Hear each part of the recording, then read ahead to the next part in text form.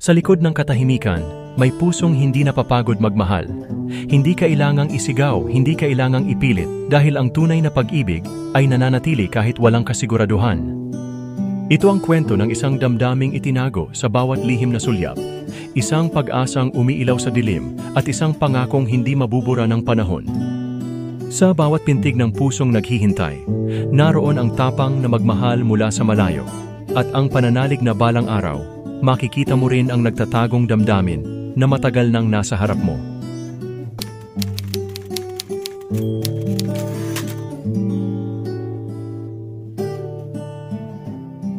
Tahimik ang aking mundo habang ang puso ko'y sumisigaw ng iyong pangalan. Sa bawat pintig may lihim na hangarin. Ang ipadama sa iyo ang damdaming di kayang itanggi, ngunit patuloy kong itinatago dahil baka sa pag-amin mawala ang lahat. Iniingatan ko ang bawat sandali, ang bawat ngiti mo na tila sinag ng araw sa madilim kong umaga. At kahit tila imposibleng abutin, ang puso ko'y hindi magpapapigil. Dahil ang tunay na pag-ibig ay hindi humihingi ng kapalit, ito'y naghihintay, nagtitiis, at umaasang balang araw, makikita mo rin. Ang bawat araw na lumilipas ay isang laban ng pagtitimpit pananabik.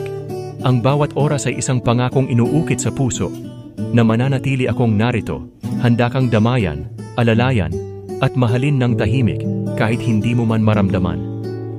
Hindi ko kailangan ng oo para magmahal, dahil ang pagmamahal na ito ay hindi nakasalalay sa sagot, hindi kailanman nakasalalay sa kasiguraduhan.